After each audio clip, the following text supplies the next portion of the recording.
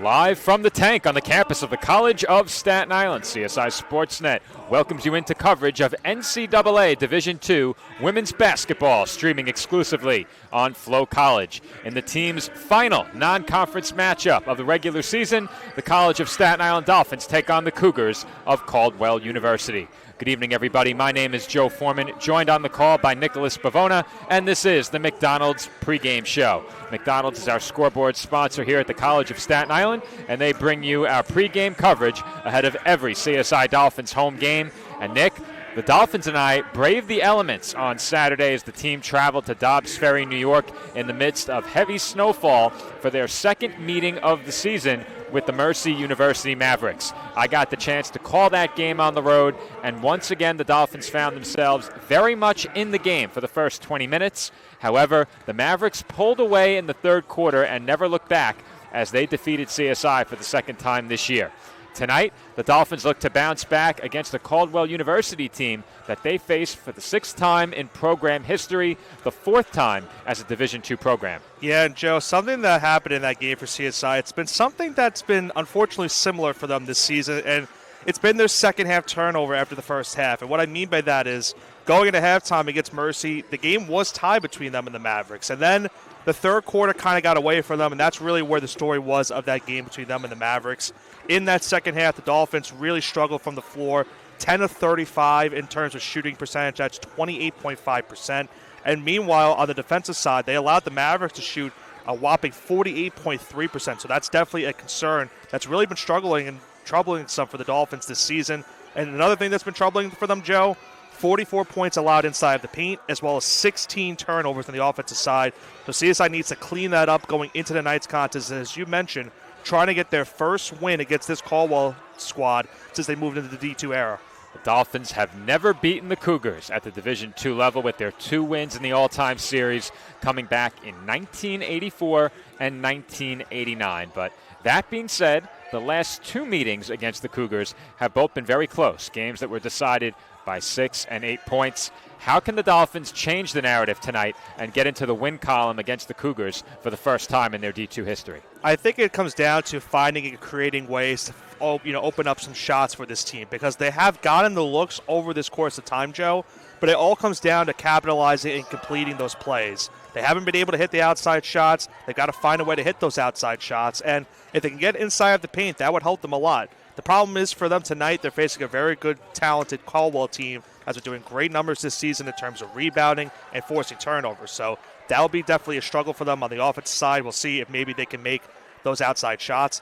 On the defensive side, it's going to come down to what I mentioned before. They have to avoid giving up those points inside of the paint, as well as not allowing turnovers on the offensive side. So we've seen the Dolphins at times this year, Joe, go into their zone defense. Maybe they go back to it tonight where they're 3-2 or a 2-3 zone, try to prevent those rebound chances as well as giving up those points inside the paint. If they're able to do that over this course of the game and have a strong second half, then the Dolphins will have a good chance to pull off this win. The Cougars come in 11-6 on the year, including 5-5 in the CACC and 3-0 against ECC opponents. This roster is headlined by a pair of 15-plus point scorers who have accounted for nearly half of the team's field goal attempts this year, but there is a lot more that makes this Cougars team dangerous. Yeah, and you mentioned the 2 players are averaging over 15 points per game. That's Janelle Lewis as well as Lucy Coogan, both averaging over 15 points per game on the season. But what's really been making them so dangerous this year, Joe, I mentioned it before, their numbers on the glass and as well as forcing turnovers have been really a big reason why they're off to the hot start that they're off to this season. Caldwell's averaging about 39 rebounds per game, which is a really big number for them. And it's been a number that the Dolphins have had some good, consistency against, but they've also had some bad numbers as well in certain games against teams that have had good rebounding numbers. So that'll be something CSI has to contend with. And this Caldwell team is forcing about 20 turnovers per game. So for a Dolphins team that's struggling this season in terms of giving up turnovers, they've got to avoid that here tonight, because this Caldwell team, if given the turnovers, they're going to capitalize on them. We've said it all year long, Nick. The Dolphins just cannot survive poor shooting and turnovers when both plague them at the same time. They've been a -4 in the turnover battle this year. But as you said, Nick, they've been pretty good on the glass. They're nearly a +2 on the glass this year. So those are 2 areas that will be key for the Dolphins entering tonight's matchup against the Cougars. But during the Open, we mentioned CSI's last outing against the Mercy University Mavericks. When we come back, we take a look at that matchup on the road in Dobbs Ferry as part of our Buffalo Wild Wings Game Rewind. More to come after this break.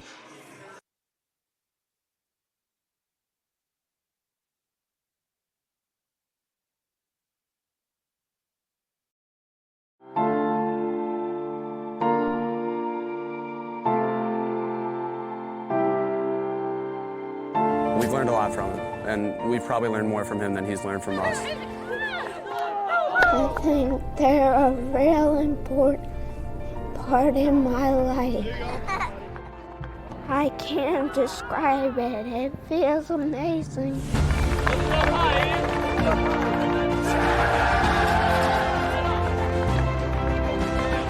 Team Impact is a national nonprofit that connects kids living with serious and chronic illness with college athletic teams, forming lifelong bonds and life-changing outcomes. Give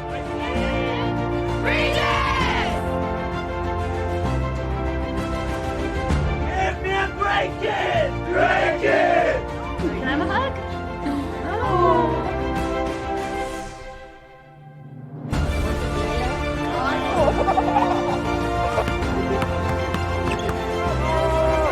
What's your favorite subject? Math.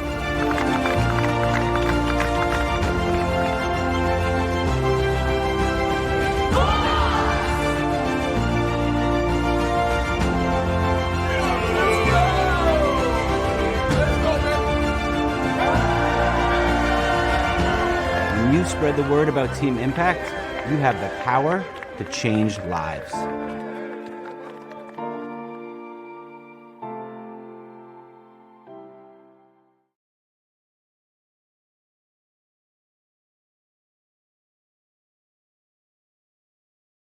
Campuses nationwide, the NCAA is making transformative changes for student athletes. While they pursue their biggest dreams, we're launching new initiatives to help them. Life-changing education opportunities are just the start. The NCAA is providing enhanced mental health services. We're guaranteeing scholarships and tuition and expanding access to healthcare. Visit ncaa.org/change to learn more.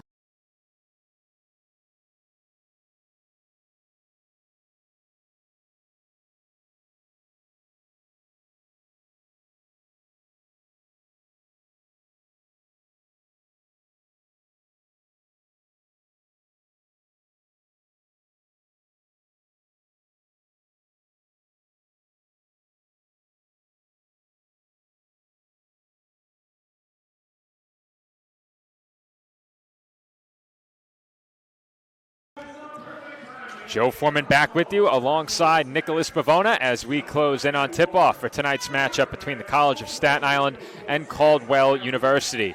And with a few minutes to go before the introduction of starting lineups, we will take a look back at Saturday's game where the Dolphins visited Mercy University as part of our Buffalo Wild Wings Game Rewind. Here's a look back to the game on Saturday. And Nick, it was really a tale of two halves. The Dolphins played close in the first half. Shanye Edmonds, Stitchy Barnes, two quick baskets for the Dolphins as that one gets CSI even at 4. And we'll see right here Kyra Rose with a really tough and one shot right there. A great job by Rose to getting Dolphins points right there. And we've said it, Nick, this team often at their best when they're in transition, scoring quickly, don't always have to settle into the half-court offense. You'll see right here Stitchy Barnes, nice fadeaway jump shot right there. That's what I was talking about earlier, Joe, trying to create space and capitalize on those shots. And there's a GD3 from the corner. That brought the Dolphins to within 2 at the time. They now trail by 3. And then Barnes right here goes up on the layup, gets a nice job, put the Dolphins back within 1. Barnes had a really nice game, and there you see Kyra Rose once again in transition to the basket, count it, and the foul. So what we've been seeing emerge later as of late, Joe, is Francis Torres gets the offensive rebound right there and gets the putback. She's given the Dolphins some good minutes off the bench, but the game tied at 23 at the half, and things just got sloppy for the Dolphins. Here they turn it over. The Mavericks get out on the break in transition. The first try won't go, but the second try will. That was a recurring theme throughout the second half. That's something that's also been a recurring theme for the Dolphins this season, giving up points inside the paint as Lesko gets on the drive, he gets the lay-in. That basket, one of many inside during the second half for Mercy. They get inside, score again. More of the same right here. Get another point right inside of the paint. Really a struggle for the Dolphins this season. And then something also that they've been struggling with as well, Joe, their transition defense. They give up a nice lay-in right there off the pass. I think the big concern with a lot of those transition opportunities is the scorer getting completely behind the Dolphins defense. Here you see a jump shot in transition, will not go, but once again, the Dolphins concede the offensive board, count that basket and the foul. Speaking of counting baskets and the foul, another and one right there for the Mavericks. They increased their lead. It was a tumultuous second half, as I mentioned already. Once again, the Dolphins turn it over. Another score in transition. Here, another score inside, and Mercy was just relentless in that third quarter into the fourth. And then you see right here, another miss, offensive rebound. They'll get a second chance opportunity off the lay-in right there. 15-point lead at that point for Mercy. They go on to win the game 66-50. And as I mentioned, Joe, it's been something that's really been a struggle for this team this season. It's something that they go into halftime. It's been some games where they look strong coming out of the half, but there's been a lot of games, unfortunately, where they've looked a little bit sluggish on the both sides of the ball. They've got to figure out a way going into this game tonight. And whatever the score is at halftime, they've got to come out at half looking very strong, because if not, games like that against Mercy are going to happen once again. Well, to the credit of the Dolphins in that game, they forced a lot of misses by the Mavericks around the basket throughout the first half and even in the second half. But as we saw during that package, Nick, they could not close out many of those stops on the boards. And when the Mavericks were given second opportunities around the basket, they took full advantage, jumped out to a big lead in that second half, and never looked back. You said it as well, Nick. Dolphins need to play a complete 40 minutes, particularly to start the third quarter. That's where we've seen games get away from them many times this season. If they can correct that and come out of the halftime locker room strong, it really changes the outlook for this team, especially in the second halves of games where they've had a tough time. But with about 30 seconds to go until the introduction of starting lineups and the playing of the national anthem, we will wrap up our McDonald's pregame show. When we come back, the Dolphins and the Cougars tip off from the College of Staten Island. This is NCAA Division II Women's Basketball on CSI Sportsnet, streaming exclusively on Flow College.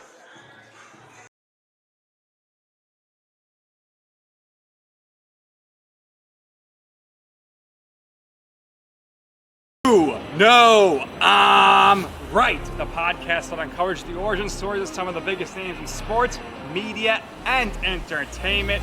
Nick Durst here along with Joe Calabrese. Here we are, 200 episodes later, about 150 episodes with guests, our friends, soon to be your friends. Well, it's pretty clear, Joe, that it's all about You Know I'm Right, the podcast. That's my You Know I'm Right moment.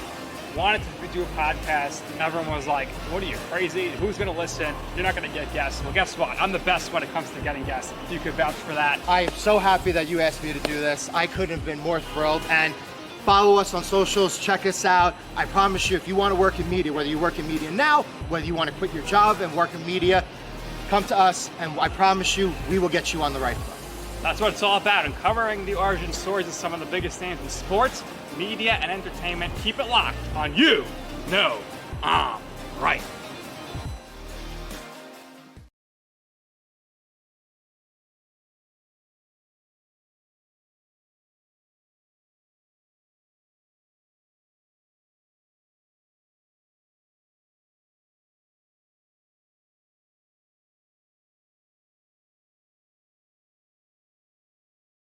Sports fans, we cheer on our favorite teams at fields, gyms, arenas, and stadiums. But have you ever wondered what it's like to be a referee? Verbal abuse from fans, parents, and coaches is the #1 reason why many referees are walking away. And they're not being replaced quickly enough by new ones. So put yourself in the official shoes, act with respect, and be officially human.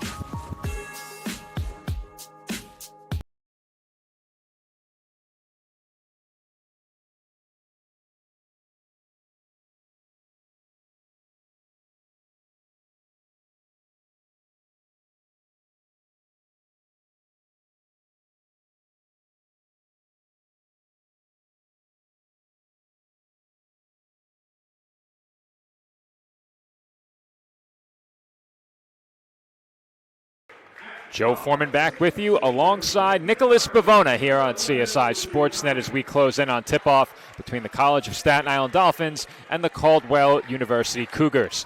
Starting lineups are being introduced out on the floor, and Nick, you have those lineups for both teams. We'll start off with the Cougars of Caldwell University. Number 1, Janelle Lewis. Number 11, Lucy Coogan. Number 13, Brooke Corbett.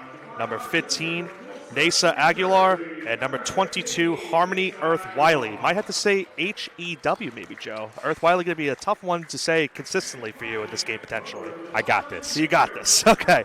In the meantime, for the Dolphins, same as usual for them. Number 1, Stitchy Barnes. Number 3, Shanae Edmonds. Number 4, Kyra Rose. Number 5, Racky Keene. And number 10, Dana Phelan.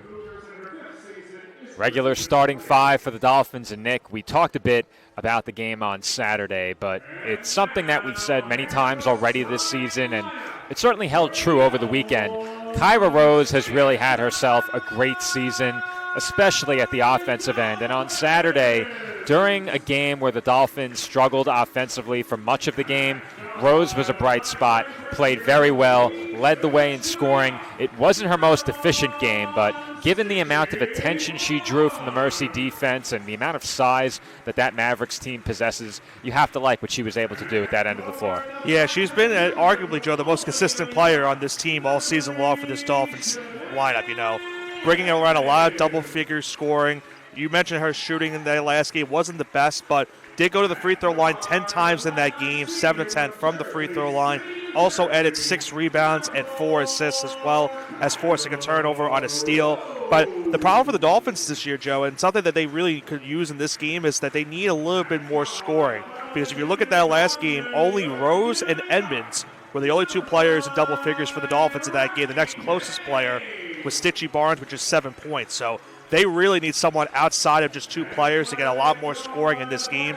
It really comes down to either this, Joe. Either the Dolphins will finally get those shooting numbers up, or they're going to have to play their style of play, which is forcing defenses and, forcing that offense, I should say, to get a low-scoring affair, try to play the possession to a very gritty style of offense, and try to make it a low-scoring matchup that the Dolphins can win at the end of the night. Well, I would have to really do a lot of work digging through the record books. Maybe I could throw that work over to Sam. But I would like to know the last time a Dolphin has led the team in shooting percentage, scoring, rebounds, assists, and steals. Because right now, Kyra Rose leads the Dolphins in all of those categories among qualifiers. And even if you look at every shooter on the team, there is no shooter shooting above 47%. So you don't even need to qualify it with that statement. Rose, the Dolphins leader in all of those categories right now. A couple of them razor thin, but some of them not so close. And she has a very real chance to end the season leading CSI in all of those categories. And I would really like to know the last time a player led in all of them. Yeah. Do you think Jenelise Alarcon did it? If she didn't, she came very close to doing so. I don't know if she ever led in assists. That's where I think the only stat would be against her. I think assists might be the only one. Well, I can tell you she didn't lead in assists last year without looking. Right. I think there's a chance she might have before that. She did not. So I would be inclined to say that certainly at the D2 level, Rose is the only Dolphin who's done that. Have they had a player who's done it at the D3 level? I think that's a very interesting question. We'll have to get back to that on our next broadcast. But we are underway from the tank, and the Cougars control the tip. Lewis running the offense at point guard for Caldwell. Corbett swings it down into the corner. Entry pass inside to Coogan, who can't finish. And Rose traveled as she ended up down on the floor following that rebound. Well, it's not. Fortunately, it's not CSI basketball. There's the right correction. Anthony, a little bit more confused as we are, as you mentioned the turnover on the travel. But speaking of traveling, it's Coogan that travels right there on that jump shot. Well, Nick, for a moment, I was very confused. I thought you were correcting me. No. And then I realized what had happened. You had it right all along. That's a first. For someone who's never wrong, I've made quite a few mistakes. It's always at that left end of the floor, too, Nick. Barnes with it on the wing. Who could ever forget the Tuesday-Wednesday controversy a couple weeks ago? Well, a lot of people, because it happened after the game ended, as Rose can't hit the layup, and she draws a foul on the second try. That will send Kyra to the line for 2 shots. That's just it, Joe. That's what you were talking about earlier. Rose has been so consistent with her entire season, and you see right there, drove towards the paint, got her own rebound, and once again is going to the free throw line. You mentioned 10 free throws in her last game. She knocks down the first. And you get the sense, Joe, as well, where for this team, if they're going to make a playoff berth, they're going to need Rose to continue to play at this high level. There's no doubt about that, Nick, as Racky Kane snatches the offensive board off the Rose miss. Barnes kicks out to Kane in the corner. She looks to drive, and her floater does not go off the back rim. Here come the Cougars back the other way. And while they didn't score in that possession, at least it was encouraging to force that offensive rebound, and now they get a turnover. Here comes Rose on the break, right at Coogan with the left hand. And that was not an easy bucket right there for Rose, because Coogan is a really strong, capable rebounder. Really tough defense and a good move by Rose. Rose has really stepped up her game this season, but she appears to be getting better and better as the season goes along. And you could argue, Nick, that in that last game against Mercy, the most impressive part of her game was her passing, as that rebound was pulled in by Phelan off the miss from the outside. Kane at the free throw line, defended by Coogan. Out to Phelan, right back inside to Kane. Kane backing in, can't finish off glass. Aguilar with it, over to Coogan for 3. No good off back iron and rebounded by Barnes. Certainly a tough, tall ass right there, Joe. If Coogan's able to get the 3-point shot in. How about Rose again with another tough basket? Well, Kyra Rose has been as good as it gets around the rim early in this game. That's 2 very tough finishes at the basket. Coogan with it, top of the arc. Hands off to Lewis. 10 to shoot now for Caldwell. They trail 5-0. Lewis for 3. Can't hit over Phelan. Rebound was tipped by Earth Wiley and taken away by the Dolphins. Good job right there on the box out by Barnes, able to force that and get the rebound. Barnes uses the Kane screen, thought about a 3. And they'll get it back to Rose. Now Phelan open. Splash. And that's what I was talking about earlier, Joe. Dolphins looking to find and create open opportunities. Good screens to open up Phelan for that 3. An 8-point start for this Dolphins team. Well, you have to love this start if you're Nicole Sarcone. But more often than not, Nick, the starts have not been the problem for the Dolphins. As that floater is good to get Caldwell on the board. That's Lewis.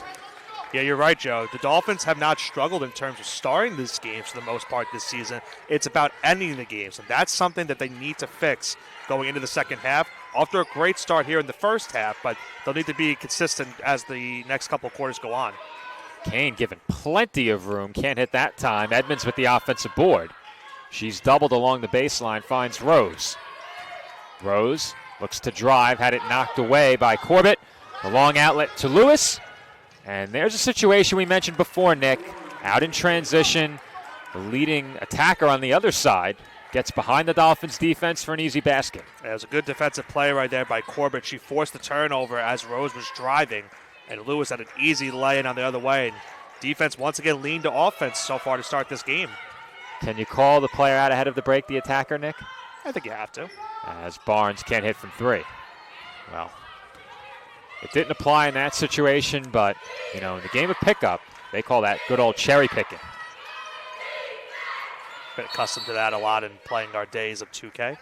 Well, I was out there on the hardwood for the first time in about 2 weeks last night, virtual. Good, thank you for specifying. Virtual. I take the court for real on Thursday.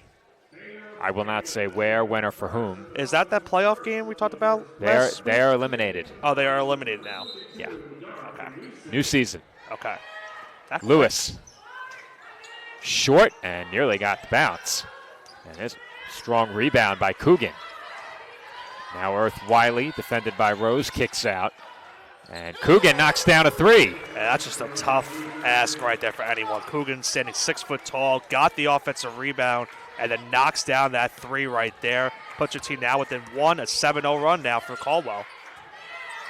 Dorothy Weesey into the game for CSI. Rose on the drive, finishes. And that's something that's been so dynamic about Rose this season, Joe. As soon as she got the ball, she found the spot in the court where she was going to be able to attack and get an easy left-handed lay-in. Rose made that look easy. And the Dolphins are back in front by 3. Aguilar drives at Phelan and can't finish off glass. Rebound by Edmonds. Look out. Watch out, Nick. Both of us didn't flinch. Good job by the referee. That's a job well done. An assist from the official. Keep that ball away from the new monitor. Yes. You know, Matt was watching last game, our athletic director, Matt Scally, and he heard that the monitor went down. Yes. But it's a good thing we didn't have our camera on the court like we usually did for the other side. Well, he was very complimentary of our crew and our ability to make the save. We don't quite want to have to dig into the resources pool to purchase another monitor yet, but it's off to a good start for the Dolphins tonight. It's a good start to our monitor era here at the commentary desk. 2 games deep, damage-free so far. We are through 5:15 here at the Tank, and the Dolphins lead the Cougars 10-7.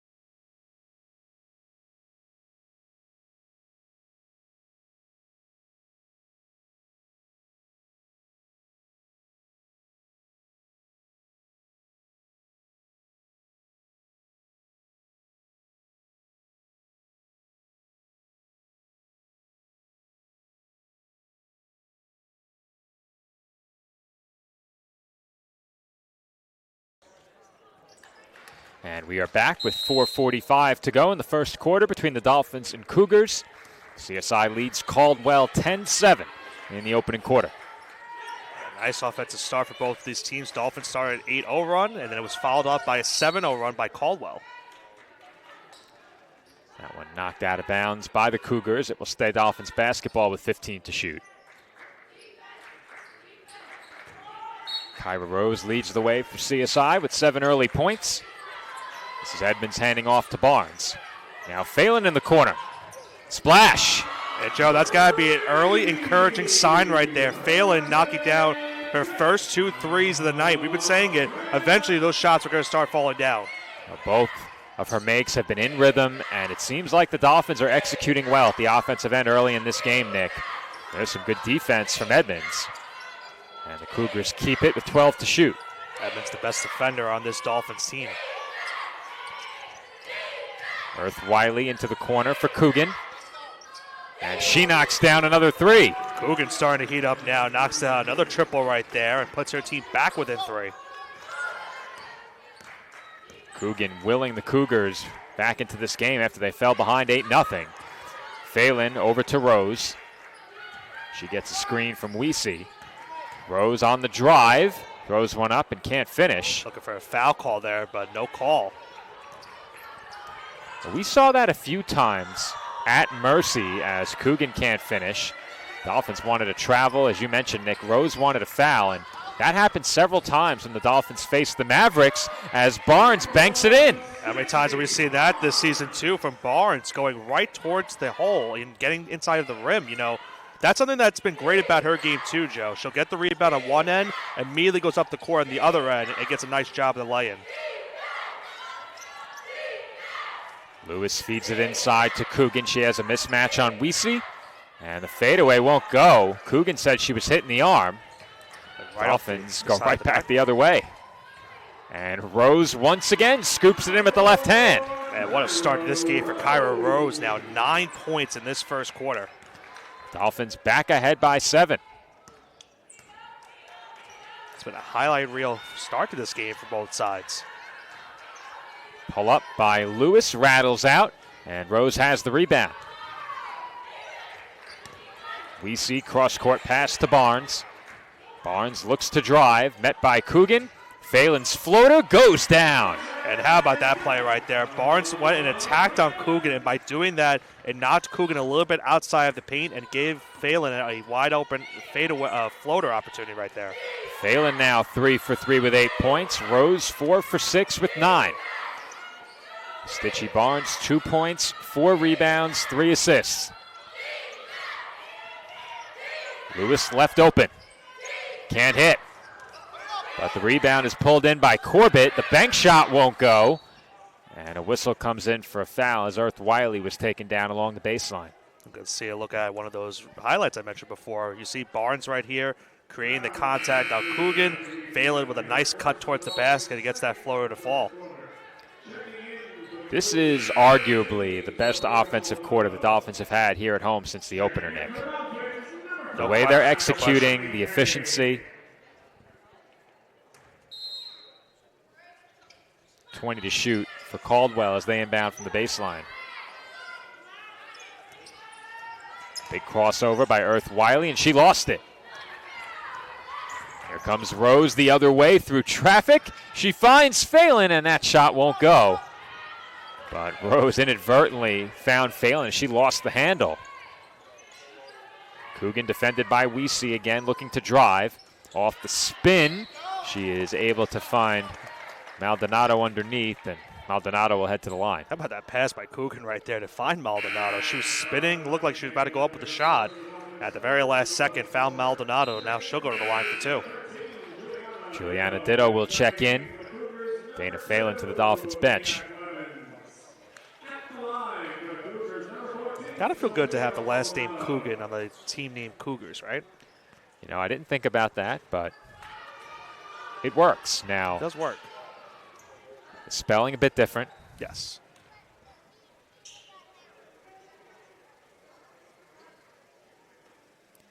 Maldonado's first free throw, no good. One more coming up here. And she goes 1 for 2 from the line.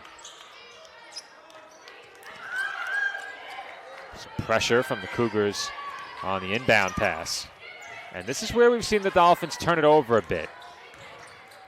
Rose to the basket, and the shot attempt came after the foul call. Second team foul on Caldwell. Well, it's been so far a good start for the Dolphins in terms of not turning the ball over. Just 2 turnovers so far in the first 9 minutes of this first quarter. And when the Dolphins have turned it over facing some pressure, it hasn't been on the inbound. It's been as they've crossed half court. And it's typically been on a cross-court pass. Sometimes just get a bit careless.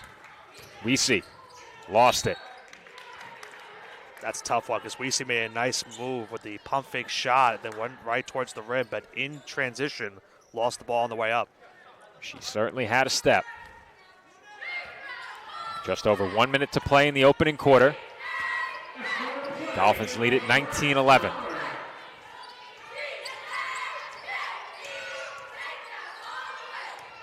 Lewis outside for Aguilar. She's short. Barnes has the rebound. Gotcha. And that was real close, Nick. As long as she didn't flinch. I never flinch. Unflappable. Barnes into the corner. Ditto. Way too strong. Yeah, tough contested shot right there. Good defense by Lewis, forcing that shot by Ditto. Well, we've seen Ditto hit some shots from the corners. She's given the Dolphins valuable spacing, and she often finds herself in one of the 2 corners when the Dolphins go to work offensively. Meanwhile, with a 1 second differential between game clock and shot clock, Cougars taking their time here. Big crossover by Lewis, and the bank shot won't go. Dolphins have it, 1 second, and Rose comes up short. We are through 1 from the College of Staten Island. Our score, CSI 19 and Caldwell 11. The second quarter coming up following this break.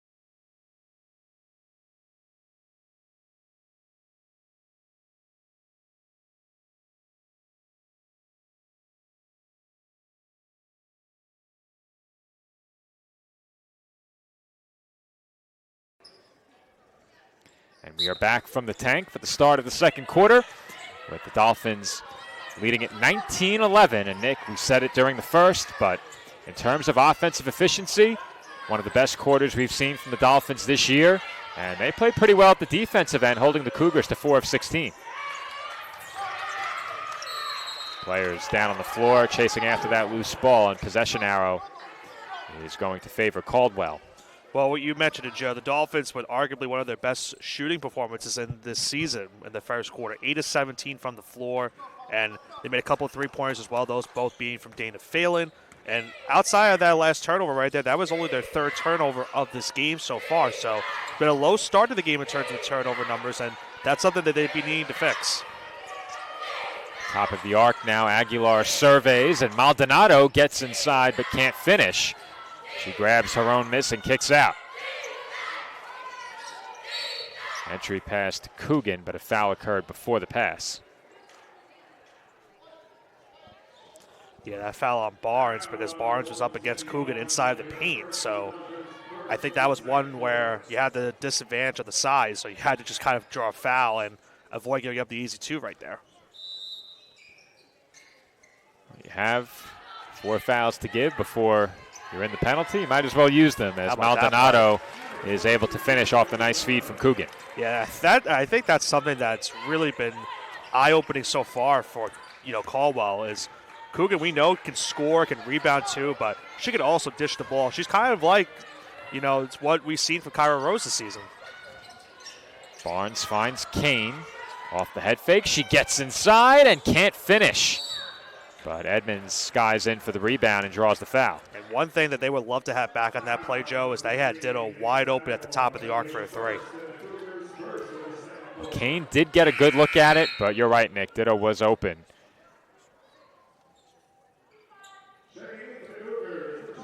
Substitution for the Cougars. Josiah Reynoso will check in. Ditto's inbound goes to Kane. Kane once again gets to the rim, but once again can't finish.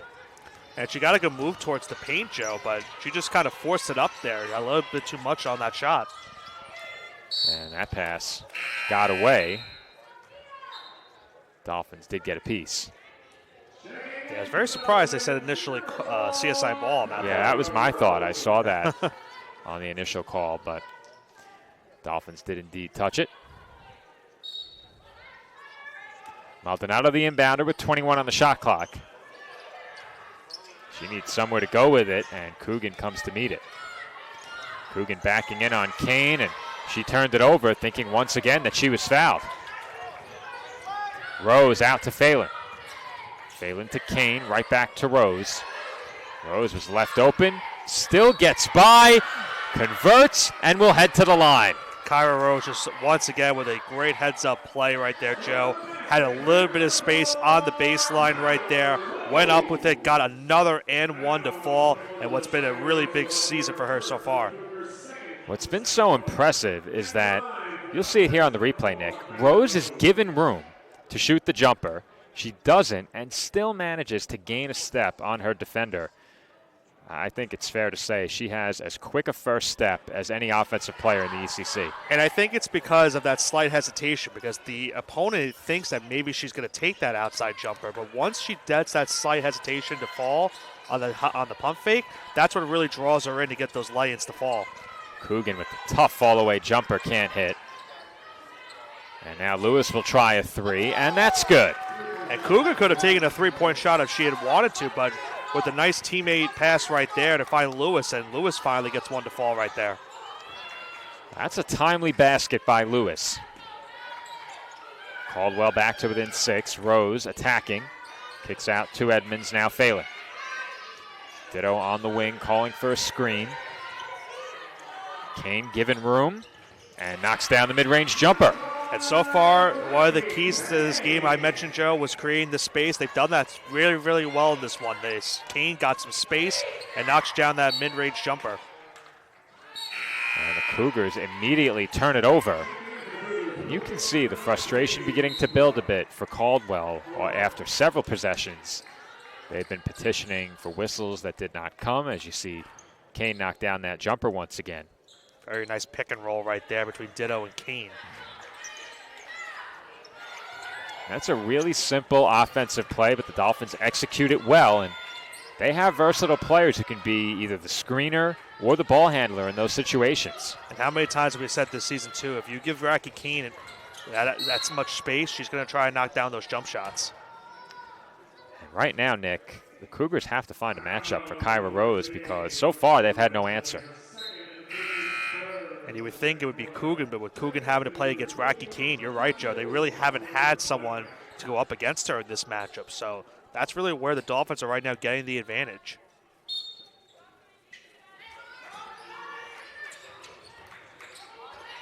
And that one headed in our direction, tracked down by Phelan. Rose with it, bounce pass to Kane. Got a mismatch on the inside, they find it. Back out to Ditto for three. Off the front rim and rebounded by Edmonds, who's taken down. And that was the mismatch I was talking about as she gets fouled while passing that ball out.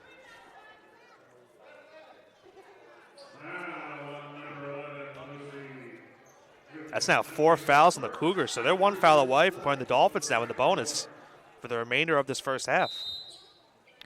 Well, I mentioned it before, Nick. You have the 4 fouls to use before bonus time. You might as well use them. They used them very quickly as Caldwell forces the turnover. Coogan all alone and gets the bounce. That was close, Nick. Yeah, very, very close right there for Coogan. And unfortunately, that's something that we've seen that happen this a couple times this year, Joe. As time is called. I think maybe something with the clock, I'm going to assume. And yes, it was the clock. Never. I think they maybe took a second off of the shot clock before the ball was inbounded. But something the Dolphins have had struggles as well sometimes this year is that inbound play where they got the inbound to fall, but the problem is right immediately after the inbound pass happened is where they turned the ball over. Ditto swings it to Rose. She had it poked away by Maldonado. And Rose finds Phelan open. Splash! Phelan, another 3 for her in this first half. She's now 3 for 3. How about this first half performance for Dana Phelan? As the Dolphins force another turnover. And how about that play right there by Rocky Kane saving the ball? Great effort by Kane, and Dolphins looking as good as they have here at home. Phelan again. All season right now. Good ball movement here. Kane left wide open, will try a 3. And she comes up short. Edmonds there, couldn't corral the rebound. Lewis into the corner. And there's another timely 3. This time it's Reynoso. A big shot by Reynoso, who came off the bench a few moments ago. Good closeout by Ditto, but Reynoso knocks out a huge 3 to cut the deficit to 6. Well, we saw it before. The Dolphins led 22-16, or 22-13, I should say. Timely 3 to cut it to 6. They just led it by 9 a second time. And once again, the Cougars hit a big 3. Almost throw that ball away. Phelan, maybe with a bit of a heat check there. That was certainly a heat check shot right there. Just a bit. Lewis. Outside to Coogan. Coogan on the step through. Can't finish off the window. And Edmonds saves it this time, but Phelan nearly threw it away. Still loose.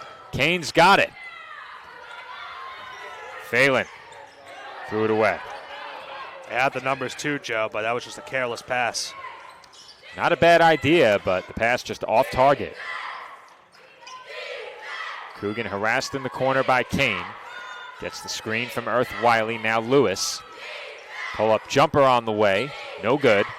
Maldonado with the rebound, and there's a nice move off glass with the left hand. A great move right there by Maldonado. Immediately got the rebound, spin move on the post, and makes it now a 4-point game. Dolphins just moments ago led it by 9. Caldwell has cut the lead to 4. CSI in front 27-23. Rose had it poked away. 10 to shoot now for Phelan and the Dolphins. This is Kane. Back out to Phelan. Phelan on the pull-up. Too strong. And the rebound's taken by Coogan.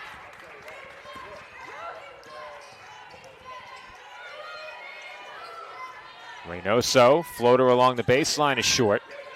And the rebound was tipped right to earth. Wiley, who puts it back up and in. Immediate timeout called by Nicole Sarcone. It's now the Dolphin 9-point lead at one point, Joe, is now down to 2. The Cougars in the midst of a 7-0 run. And our score is now Staten Island 27 and Caldwell 25. 3:23 to go in the first half.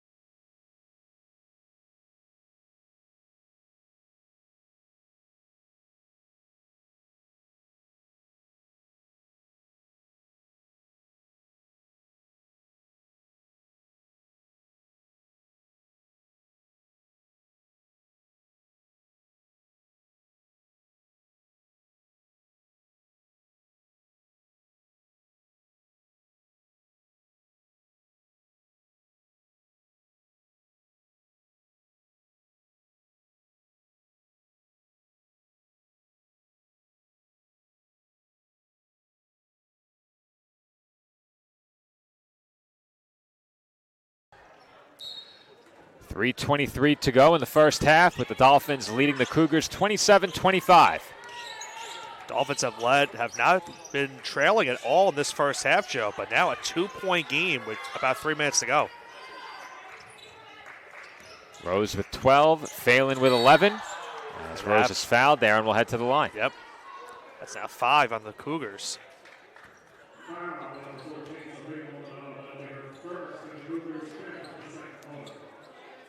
.308 to go in the quarter. The Dolphins will be in the bonus the rest of the way.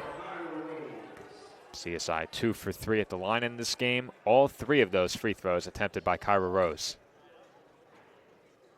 And she's now 3 for 4. Hey, if you look at how the Cougars have gotten back in this game as well, Joe, you look at the numbers 6 of 11 for Caldwell in the second quarter after a 4 of 17 start in this first quarter. Something else I didn't mention during the pregame as Rose goes 1 for 2. The big lead that Mercy built late in the game and in the second half, a lot of that was done from the free throw line. Free throws so often a difference maker, especially in the second halves of games. Getting inside and unable to finish was Aguilar. Edmonds with the rebound. That's something I mentioned before. Edmonds really the heart and soul of this Dolphins defense. Nice defensive stop right there. Barnes on the pull-up, can't hit, and Coogan has the rebound. And we've been seeing the Dolphins also adapting onto that zone defense in this game too. A lot of switching as the Cougars go inside of the paint. So that's a little bit of encouraging news so far for CSI. Maldonado in the corner. Back outside to Aguilar and right back to Maldonado for Coogan. Coogan finds an open Earth Wiley who can't hit. And a whistle comes underneath for a foul on Maldonado. Yeah, Rose was going out for a rebound opportunity right there, but Maldonado held the arm. So Rose will once again go to the free throw line. With 2:10 to go in this quarter, the Dolphins really have a big opportunity here to continue capitalizing at the free throw line. They still have 3 fouls to give themselves, so really no danger there.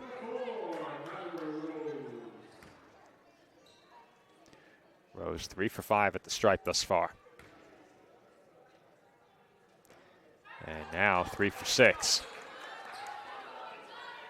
Early on in the year, if you remember, Joe, that was one of the problems for this team was free throw shooting. And it's been up and down for them this season, but they really need to make the most of these opportunities.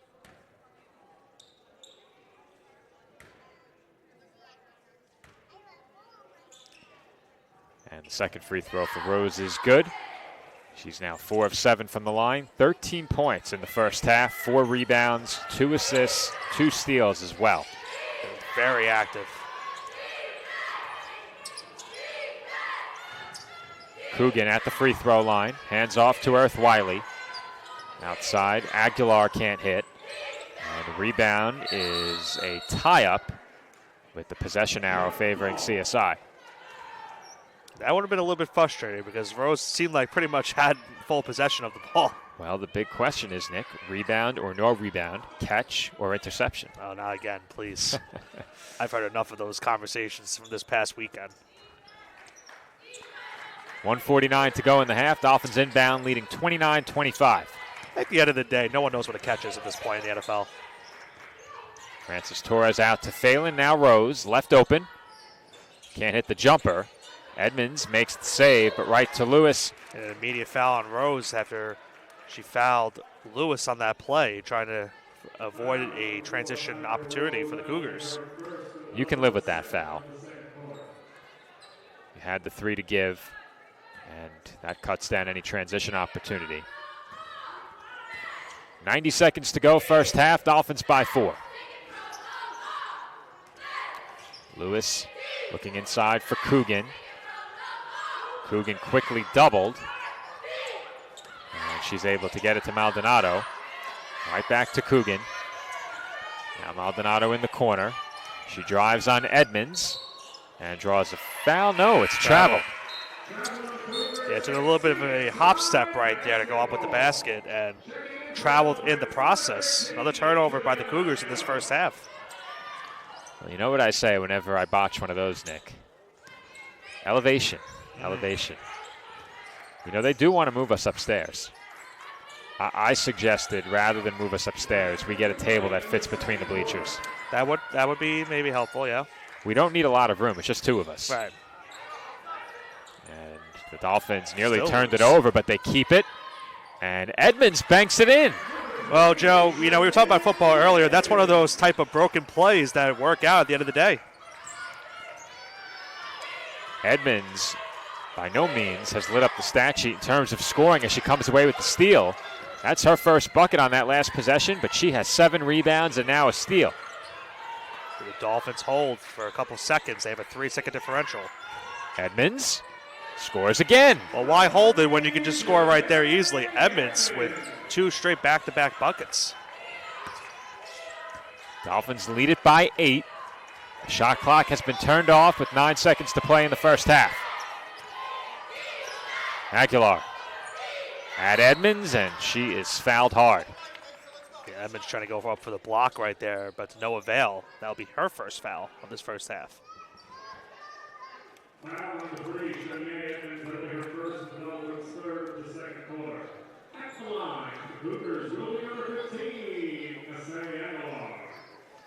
Aguilar to the line for 2 shots with 2.9 remaining in the half.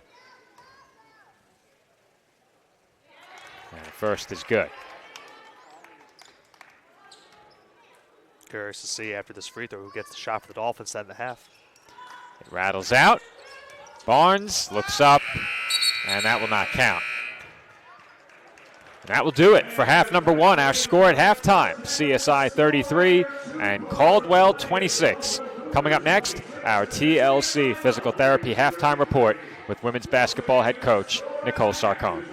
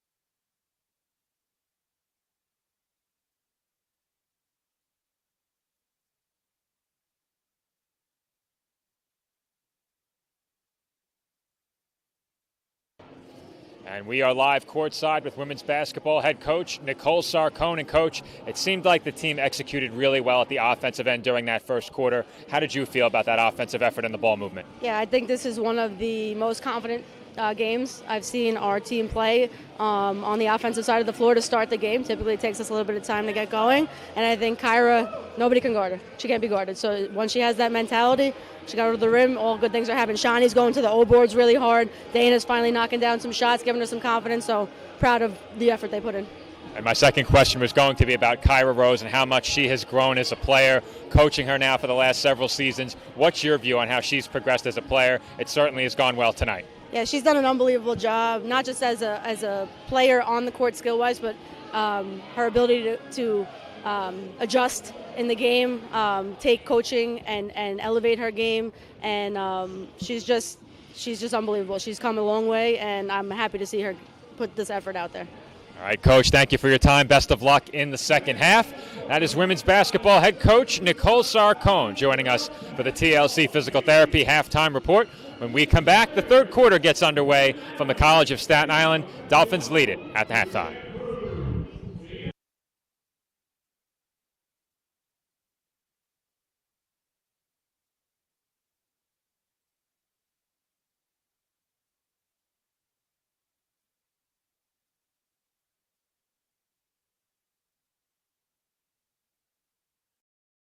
Hobra, a taco joint, Staten Island, where we're proud to have shared our family-first spirit with people from throughout New York City and the world. With indoor dining available both at the bar and on the floor. Or step outside for additional seating and an outdoor bar. Serving beer that's crisp, ice cold, and worthy of a day at the beach. Cocktails that explode with flavor. And great food made with the freshest and healthiest ingredients available. Events feature food and drink specials, live music, and the best of Staten Island nightlife. Your CSI Student ID saves you 10% on your dining order at Hobra. Visit us at 412 Forest Avenue, Staten Island.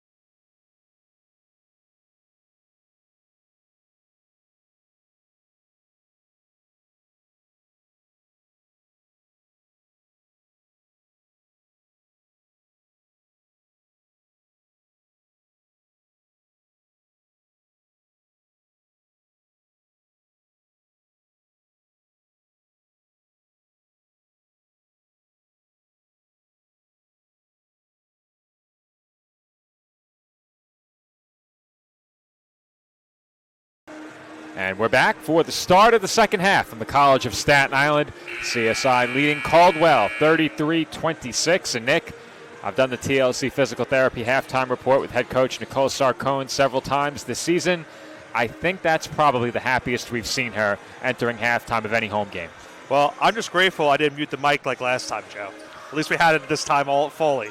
Well, no one's perfect. Had to throw myself under the bus one more time. But regardless, Joe, you're absolutely right. She was very, very happy about that first half, and she really spoke a lot of kind words about Kyra Rose. And, she mentioned it too. She's really unguardable, and she showed it in that first half for what she did for the Dolphins in that one. And now it's going to come down to this, Joe. Can the Dolphins come out here in the second half and keep this lead? Because this is the point of the game where things start to go awry for them. And we've seen it more than once in the last couple of weeks where the third quarter has been a problem for this Dolphins team. And I say it time and time again, Nick, but when this team is plagued by both turnovers and poor shooting, it's almost impossible to overcome that.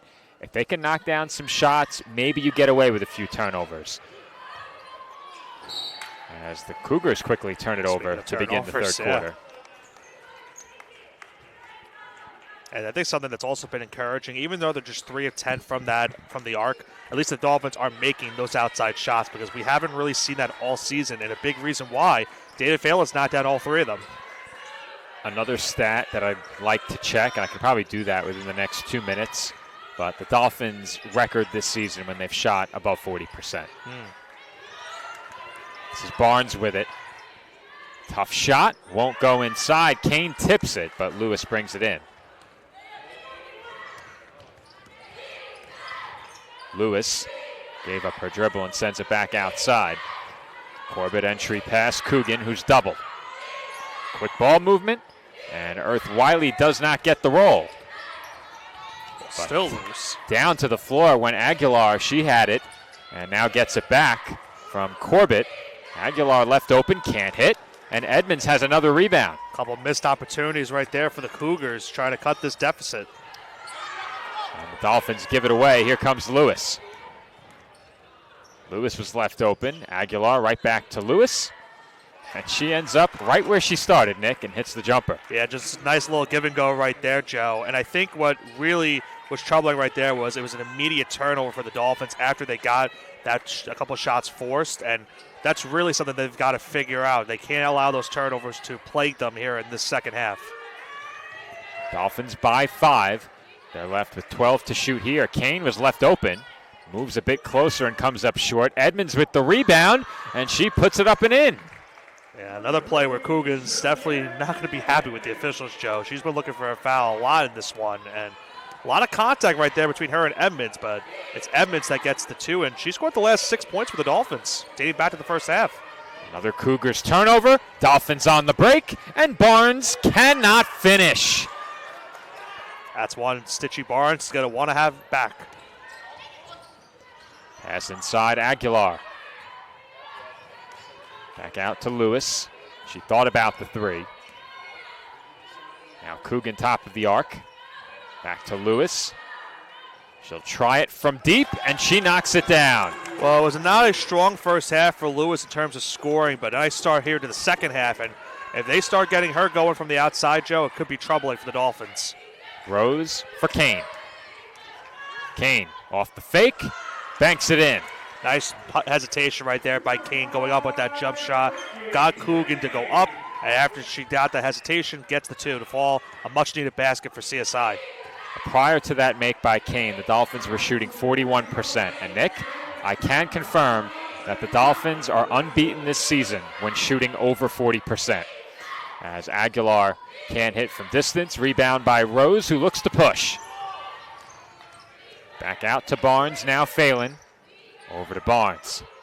Rose left open, entry pass for Edmonds. Back out to Barnes for 3. Splash.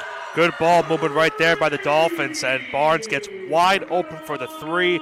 And once again, Joe, CSI getting opportunities to create that open space and finding the wide open jump shot. And I'll take it a bit further, Nick. The Dolphins have lost one game where they shot at least 40%. It was 40% on the dot. The Dolphins in games where they have shot over 37.8% have lost just once. They are 7-1. Make that 6-1.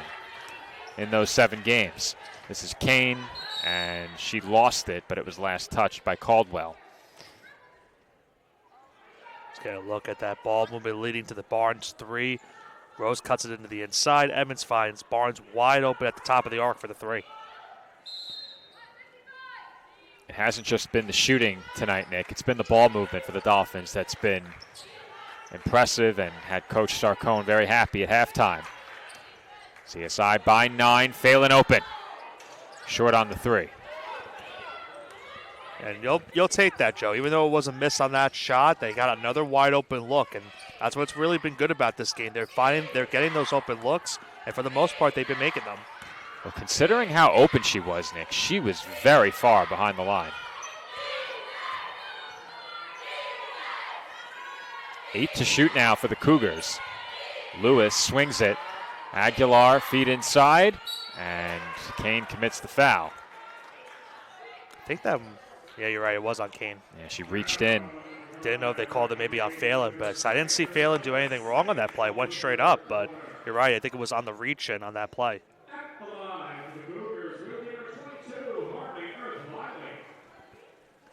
So Earth Wiley will head to the line for 2 shots here. Her team trailing by 9.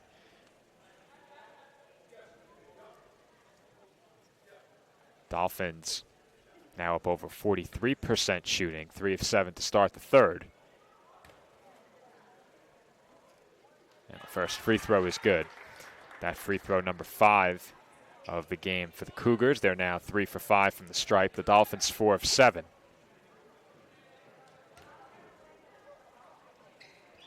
And Earth Wiley goes 2 for 2 to make it a 7-point game.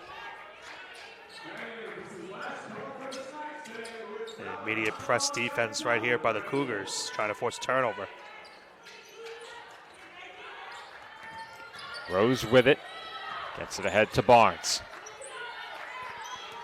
We approach the midway point here in the 3rd quarter. Rose to Phelan. Now Kane at the free throw line inside for Edmonds, and Edmonds can't convert the layup. Yeah, tough play right there for Edmonds. It was good passing all around, but at the last second, Earth Wiley forced that shot to go awry and miss. Aguilar hangs and nearly hit, but she will head to the line for 2 shots. Exactly 5 minutes to go in this 3rd quarter. Well, the media timeout will occur under 5 minutes. Juliana Ditto checks in for Kyra Rose, and what do I know, Nick? The media timeout will occur at 5 minutes with the Dolphins leading 40-33. CSI by 7, and we have reached the midway point in the 3rd quarter.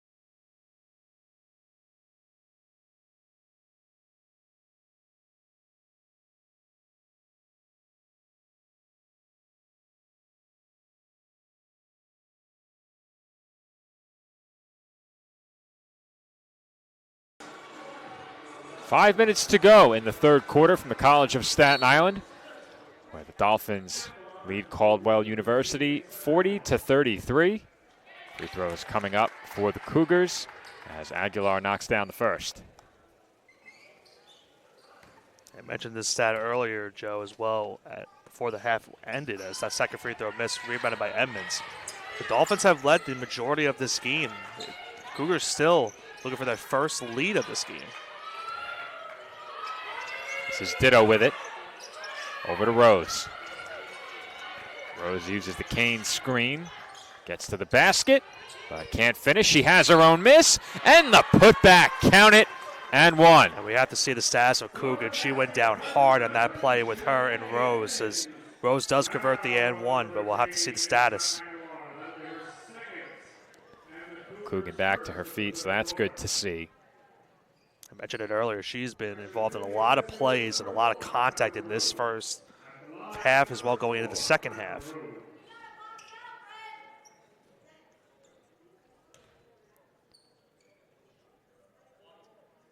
That was a tough fall, Nick. Landed right on the lower back. One free throw for Rose, and it's too strong. Dolphins have left a lot of points at the line in this game. They're now 4 for 8. And all 4 for 8 from Rose. No one outside of Rose is taking a free throw in this game. Rose still leads the way with 14 points, Phelan with 11. And now Coogan has 12 with a chance for one more at the line. But look what they did there, Joe. They forced a switch. Coogan had the one-on-one matchup with Phelan and took advantage of it right there. She now goes to the free throw line trying to convert the and one. Well, the key for Coogan has been to go up quickly off the catch, because when she has not, the double team has gotten there and she's been forced to give it up. And the Dolphins, so far in this game, they've forced other players to beat them. And so far, Lewis has been the big contributor offensively. Prior to that basket, she led the Cougars in scoring with 12. Coogan now has 13. Couple that with 12 rebounds. She already has a double-double. The Dolphins turn it over. Dolphins. Now, I don't know about that, Joe. Will keep it? They said the ball was kicked. So let's get a replay, Nick.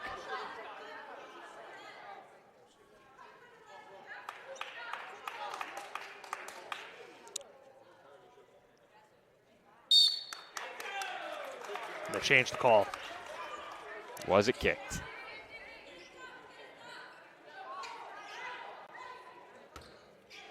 You know what, Nick? It might have been. It might have been, yeah. That might have been kicked. They certainly tried to kick it, which would have been very foolish in that situation. Yeah. What do you think as you run it back on the smaller screen? Or perhaps on the big one? I think she just missed it. It did look like she missed it, but yeah, I think as the ball was thrown, it went over her foot as she was trying to kick it. Meanwhile, Coogan was fouled.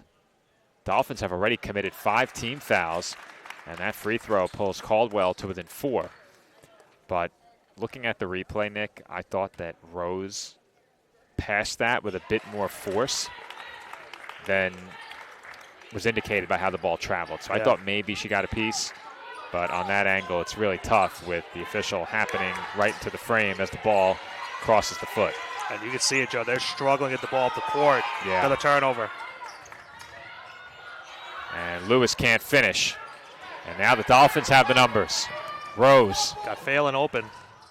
To Edmonds for 2. Well, that was smart because they could have went to Phelan on the three-point shot, but instead, Edmonds had the mismatch inside. He gets the lay-in.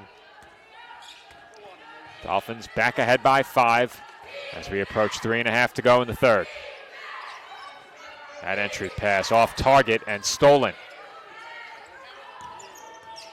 Phelan for Ditto. And the Dolphins will slow it down a bit. Phelan on the wing. Has Rose up top. Now Ditto on the drive. Was fouled. I believe that was on Corbett. And it was indeed. Okay, look at that last transition bucket for the Dolphins right there. Good passing by Rose. Had 2 options right there. It went inside to Edmonds. Rose inbounds from the baseline. Finds Kane. And Kane bullies her way inside for the finish. And if you're Caldwell, you have to wonder yourself, how does that happen? Kane had an easy pass off the inbound and got a nice lay-in right there. Lewis into the corner. Aguilar gets right by Ditto and banks it in. Another much-needed basket in this game for Caldwell, Joe. In a game where they haven't trailed by double digits, they're trying to keep it that way. And they get another much-needed basket, put them within 5. Cougars simply will not go away in this game. This is Phelan for 3. Splash! Speaking of much-needed baskets, Phelan knocks down her 4th 3 of this game. CSI calls a timeout. They now go up by 8. Dana Phelan now has 14. She is 4 of 6 from beyond the arc. And with that basket, she puts the Dolphins in front by 8. Our score, Staten Island 49 and Caldwell 41. 2:38 to go in the third quarter.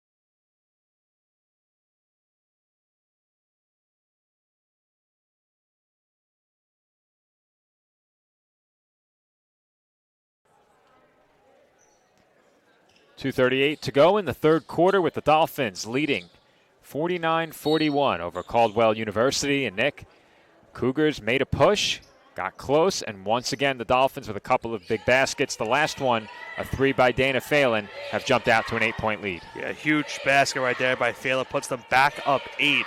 Their largest lead in this game was 9, so looking for a stop right here to potentially go up double digits on the other end. Maldonado kicks out to Coogan, extra pass. Aguilar defended by Rose with 10 to shoot. Aguilar gets the switch with Edmonds. Now Maldonado was fouled by Ditto.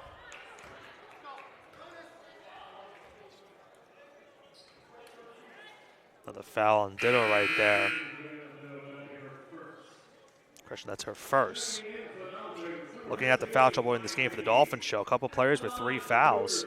Barnes with 3. So Racky Kane just check out. She also had 3. And Maldonado's free throw is good.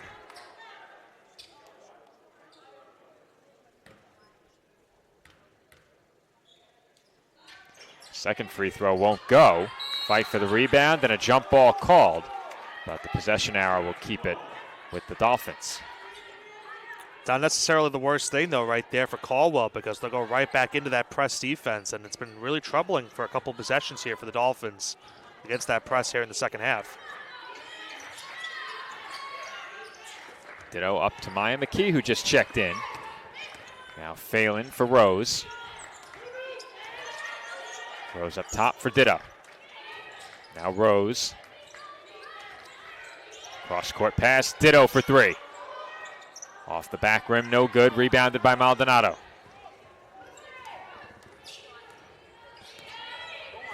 Lewis up the floor quickly, defended by Phelan. She attacks and cannot finish. Loose ball tracked down in the corner by Ditto. Phelan for Edmonds. Edmonds off the mark from the mid-range. McKee with the rebound. Can't put it back in. And Coogan snatches the loose ball. Now Earth Wiley in transition. Finds Aguilar for the lay-in. Aguilar might have been fouled as well on that play. That might have been a case for an and one, but nice give and go right there for the bucket to put the back within 5. Just over a minute to go in the third, Nick, and this next 65 seconds are going to be big for the Dolphins. Ditto in the corner will try again. This time she's short, and Aguilar has the rebound. They've got numbers too if they quickly push. Aguilar right at Rose, had it poked away. And Rose keeps it in. Now, did they call a foul or out of bounds? And it will be a foul call. Yeah, it was a foul on Earth Wiley. I thought at first Rose threw it off of her foot or That's leg. what I thought, Nick. That's what I thought. With the closed fist, gave us just a little bit more indication as what the call was. So another foul right there for the Cougars. Their third team foul of this third quarter. We see in for McKee with 48.1 to go in the third quarter. McKee tied up, finds Rose. Now we see all alone, and she lost it. That's what the Dolphins cannot afford to have right there. They had numbers. If Weesey was able to push, they would have had Ditto wide open, but instead, a careless turnover now gives Caldwell the ball with 41.6 to go in the third.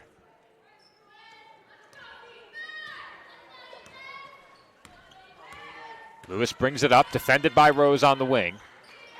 Inside to Coogan. Coogan double teamed, muscles it up, and draws the foul. And it was what you mentioned earlier, Joe. As soon as she got the ball, knew she was going to go up with it, took a couple steps on the post move and goes up and gets fouled, now goes to the free throw line once again. And you have to commend both Lewis and Coogan in this game, Joe. They have not sat a minute or a second in this one. That is certainly an impressive feat. And back to the point you made previously, I said it before, as you just highlighted, it's either go up off the catch or look to pass first if you're Coogan. That time, she was in deep enough where she was able to go up with a shot and draw the foul. She's now 6 of 6 from the free throw line with that last make. Cougars are 9, make it now 10 of 14 from the stripe. And I was wondering if the commentator's jinx was going to happen. 11 of 15. 11 of 15. I mentioned the 6 for 6 before that. The point I was about to make as well, Nick, is that the Dolphins are just 4 of 8, and they nearly turned it over, and they do. CSI had the last shot, and instead, the Cougars can tie it with a 3, or perhaps pull to within 1. Aguilar taking her time. 8 seconds remaining in the quarter. She finds Lewis for 3, and that ties the score. How about that end of the quarter for the Cougars right there, Joe? In a matter of seconds, the Dolphins now go from up by 5 to now tied, heading into the fourth. Well, I said it as we approach the final minute, Nick. The last 65 seconds were going to be big for the Dolphins, and CSI was held without any points. The Cougars getting to the line, forcing turnovers, and ultimately getting even thanks to a big 3 by Janelle Lewis. We are through 3 from the tank, all tied at 49. The fourth quarter coming up after this break.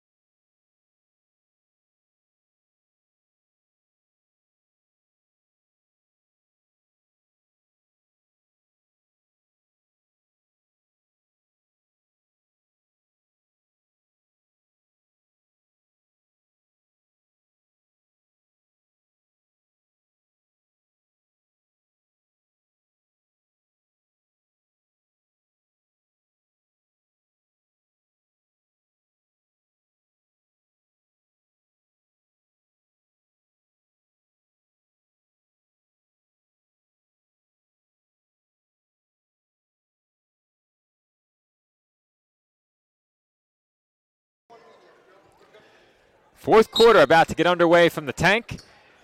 And the Cougars turn what was an 8-point halftime deficit into a tie score. And at one point, an 8-point deficit in that third quarter as well. A couple minutes in. Lewis can't hit for the lead. And she was able to hit. That would have been the first time they led in this game. And once again, right back to that press defense. The lead at halftime, Nick, was 7, not 8. I was close. The producer, a.k.a. our live stats, sure to correct me. As Kane is left open and cannot hit. It's been a quiet night for Kane offensively.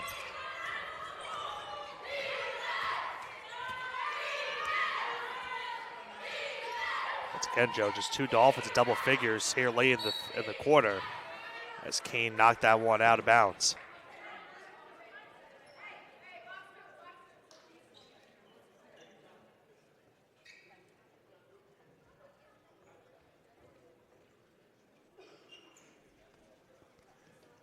Cougars will inbound from the baseline. I think Coogan was a bit shaken up there. At least it appeared so. Yeah, I think she's still shaken up, Joe, from when she fell on the court earlier. I was trying to figure out what the cause for the delay was, but there were a lot of bodies between us and the ball.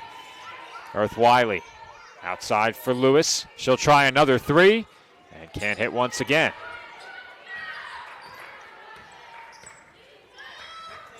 Rose to the basket, and she's fouled by Coogan.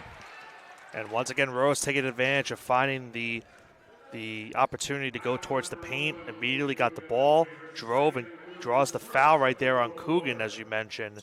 That's going to be her second.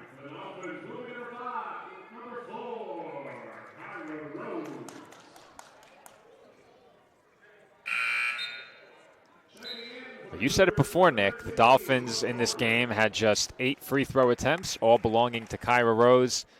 Free throws 9 and 10 for Kyra coming up right here.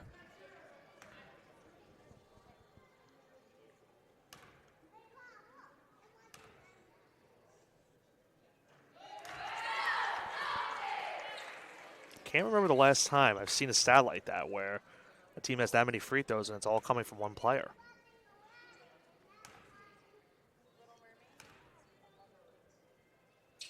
That would take a lot of digging. I was trying to think in my head of a reasonable way to find that, but no. I'm trying to think of that even in NBA or Division I. I don't remember ever seeing that, watching a lot of that, a lot of that action the last couple of years.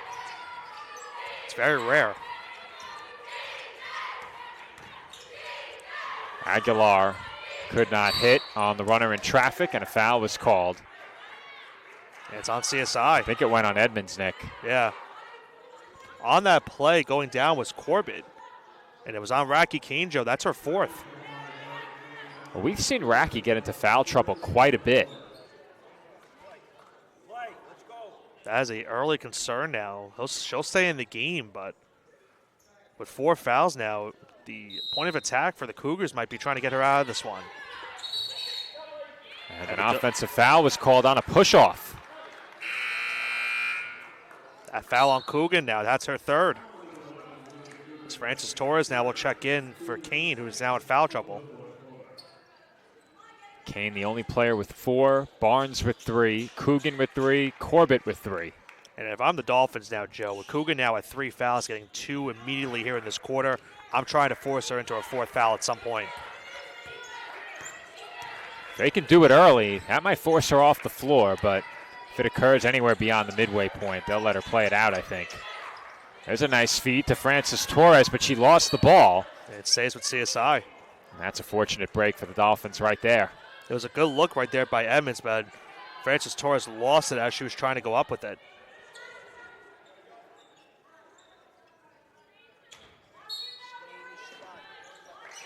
Inbound goes to Barnes. Out to an open Edmonds.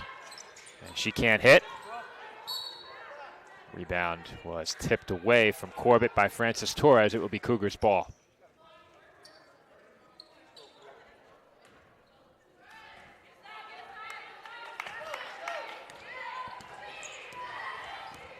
Lewis will bring it up. Her team trails by 2 as the clock winds down inside of 8 minutes to play. Maldonado with the screen. Now Lewis defended by Rose. Hands off to Aguilar. Now Coogan back over to Lewis, 8 to shoot. Lewis into the corner. Corbett passed up an open jumper and is forced to kick out. And Aguilar can't hit from 3. Coogan got a hand on it, as did Lewis, and Francis Torres had it poked away. Fresh 30 seconds for Caldwell now. Maldonado traveled. Wow. A sloppy start to this fourth quarter for both sides. And Caldwell still having all 4 of their timeouts show. They'll take one of them early here in this quarter. They still trail by 2. All right, we'll head to break with that. Our score, Staten Island 51, Caldwell 49. 7:20 to go in the fourth quarter.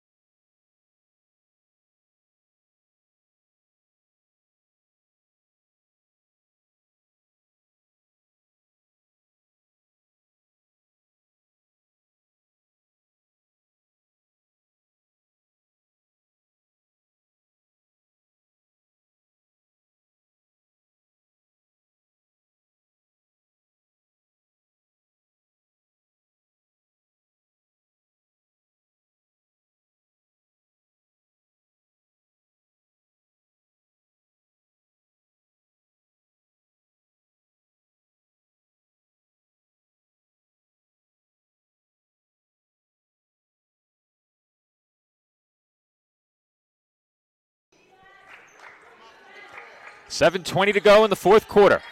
And the Dolphins are holding on to a 2-point lead over Caldwell University. Trying to get the ball up the court versus the press, and they did it. They have numbers now. And Francis Torres once again could not handle the pass cleanly. That's the 3rd time in this quarter that's happened. Jump ball will keep it with CSI. And keep in mind, Joe, she's in right now because Racky Kane has the 4 fouls. I don't believe we saw her previously, Nick, so I was a bit surprised, but the Dolphins hoping to get a bit more size in the interior to help with Coogan. This is Rose, met by Maldonado, now Barnes. She gains a step, tough shot goes down.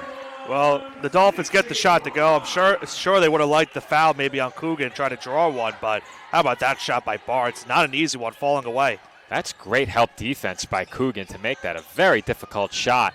And Barnes was able to put it in. And speaking of tough shots, Maldonado from right underneath the basket. Yeah, Maldonado's had some big minutes in this game off the bench and back to a 2-point game. It feels like, as we mentioned earlier, Joe, every time the Dolphins answer, it's an answer right back from the Cougars. Francis Torres over to Rose. 15 to shoot. Phelan for 3. No good, but Barnes is right there for the rebound. Barnes finds Phelan. She'll try again, and she rattles in a 3. Arguably, Joe, the best game of the season for Dayton Phelan here tonight. Another 3-pointer. Missed the first one. Barnes got the rebound, got the assist, and puts the Dolphins back up 5. A big shot by number 10. Phelan now has 17, her highest scoring total since the second game of the season, where she had 20. Corbett on the reverse, can't finish. Now Maldonado has it back, and she can't convert. Here comes Barnes the other way. Draws the foul. That is a quick whistle, Nick. Very quick. Wow. As soon as the contact happened. Yeah. Let's get a look at that last big 3 right there by Phelan. Another answer right back by the Dolphins as that one rattles in to put them up 5. Well, if Dana Phelan is giving you what she has tonight, the Dolphins are a completely different team. And I've said that about more than one player already this year. Almost And lost there. a lot of it comes down to consistent scoring from the outside. We know this team can score in the paint, as Rose is called for the charge. Rose not happy about the call right there. Try to draw an and one.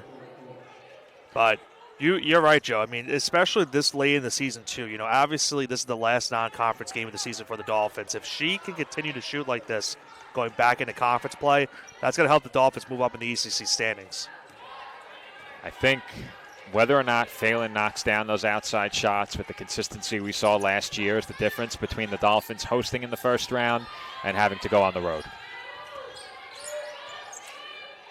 Lewis thought about the three, and it comes up short. We see diving for that loose ball, but the Cougars have it. Corbett is open, and her shot rattles out. She grabs the rebound, kicks out to Coogan, and Coogan hits the three. Coogan has been automatic in this game late here, Joe. Another three for her, and it's a 2-point game again. This has just been a back-and-forth affair between these two teams. The Cougars now with 15 second chance points to CSI's 8. The Dolphin lead is 2, and they nearly threw it away. And Rose was on the court, out of bounds as she got the ball, so Caldwell gets it right back. They do force the turnover. Dolphins in this second half have had some turnover issues. It's been a cleaner fourth quarter, but that's a big one right there.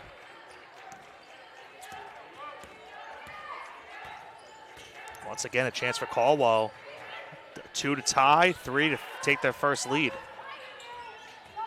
And that's a poor pass and a bad decision. The Dolphins have it in the hands of Rose. And Dana Phelan needs to slow it down. She was going up 5-on-1 against the Cougars. Well, I don't know how Rose got that ball away. Yeah, very impressive. Rose with a nice hesitation draws the foul. I said this earlier. These two teams showing out some flashy moves in this game. Coogan's had some nice passes. A nice move to the basket right there by Rose on the dribble. And now we'll see Rocky Keene check back in, Joe, with their 4 fouls with 4:08 to go. And Nick, this game very well could come down to how Kyra Rose shoots from the line, because you have just 4 minutes to go. The Cougars only have one more foul to give. And Rose has been a frequent visitor to the line. These free throws 11 and 12. And she's now 7 for 11. That last foul on Maldonado, now she has 4.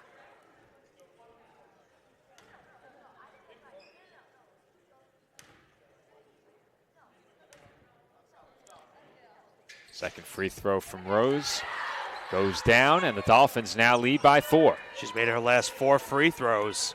That's been big for CSI, as Caldwell will now call another timeout. They have 2 remaining. When you take a look at the stat lines for the Dolphins tonight, of course, Phelan and Rose with 17 and 19 points respectively, both shooting 6 of 11. They stand out. But Shania Edmonds, 8 points, 11 rebounds, and 3 steals. To go along with now 20 points for Rose after that second free throw, she has 8 rebounds, 4 assists, and 3 steals. Stitchy Barnes has 7 points, 9 rebounds, and 4 assists. So a lot of contributions in more than one area from the Dolphins, who have been out there on the floor for much of this game. Yeah, and we talked about the rebounding numbers for this Caldwell team coming into the season. And outside of Coogan, they really haven't had a big number in terms of rebounding. Coogan has 13 rebounds in this game, along with 20 points and 4 assists. But it's been big contributions for the Dolphins from Barnes in terms of rebounding and assists. Phelan with 17, Rose, as you mentioned, with 20. Now all it comes down to, Joe, can they close this game out in the last 4 minutes? Well, I mentioned the second chance points, Nick. The Cougars have 11 offensive rebounds to CSI's 10. However, they've scored 7 more second chance points as Lewis is able to put it in around Kane. And I thought for a second they were going to call a foul there on Kane. Look at how immediately, Joe, they gave the ball to Lewis. She was one-on-one with Kane. They were trying to draw that 5th foul. Well, the Cougars bench was very upset, as Kane was left open, gets a bit closer, and knocks it down. And that's a big shot right there by Kane. And once again, one team answers, and the other team answers right back. 3.5 to go. Dolphins back ahead by 4. The longer you can keep it a 2-score game, the better if you're CSI. Don't give Caldwell that chance within one possession. Lewis knocks down another three, her fourth. And that's the one player you don't want to leave on the outside. It has been an up and down night for her outside of the arc, but that's a huge shot by Lewis to put them within one. Lewis now has 20. Coogan has 20. Rose has 20. Kane around the back, almost lost it. How about the dribbling right there? Kane again loses the handle and kicks out to Barnes. 7 to shoot now. Barnes on the pull-up. Comes up short, and Kane is right there. And her second try won't go on the corner mid-range jumper. And another chance for Caldwell to take their first lead of the game on this possession. Lewis may look to shoot it here, Nick, and she carried. Wow. Yeah, you could tell, Nick. She got one-on-one isolated on the wing. She was looking to score. And we mentioned it earlier too, Joe. They have still not sat a single second in this game. That is very difficult to do. I remember I had to do that once in my entire career, and not fun. Not fun. Well, I'll probably have to do it in 48 hours. As Rose is fouled, and that's 5 on the Cougars. And that's 5 on Maldonado as well. She's done. That is a very big foul, especially in a one-point game. You mentioned it, Nick. Maldonado's 5th. She fouls out with 8 points and 6 rebounds to go along with 2 steals in 23 minutes. Earth Wiley will now check back in. And Nick, I think, like I said before, this game probably comes down to Kyra Rose at the line. We'll start to get a little bit quiet here. Just a bit. And the first free throw is good. The big free throw right there by Rose now puts her team back up 2.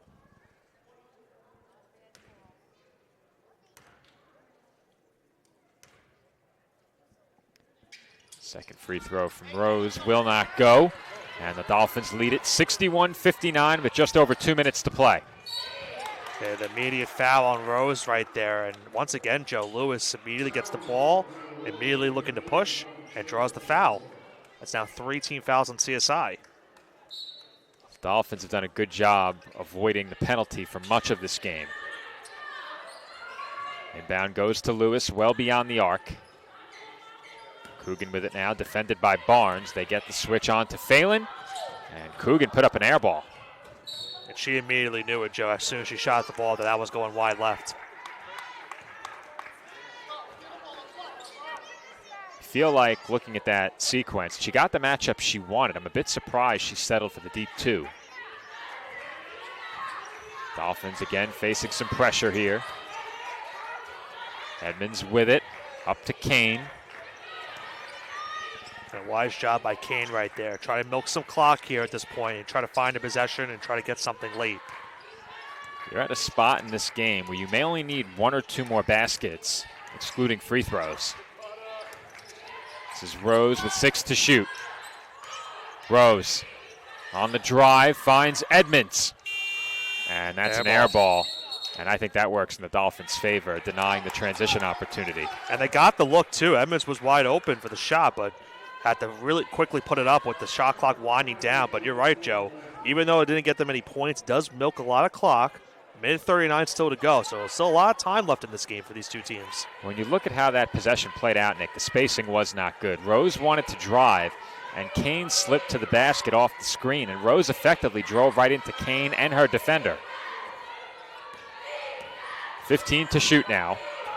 Lewis to the basket, and that one results in a foul call that came in a bit later than the Cougars liked. Yeah, I agree with the call, but you're right. It definitely was a little bit late. Well, that's what got the Cougars bench up off their feet, or onto their feet, I should say. And I think Christy Conforti did get off of her feet as she leaped into the air. That's 3 now on Phelan. Dolphins now 1 foul away from being in the bonus as well. 2 big free throws here in a 2-point game, and Lewis hits the first. Lewis now with 21 points in this game. It's been a 2-man show between her and Coogan.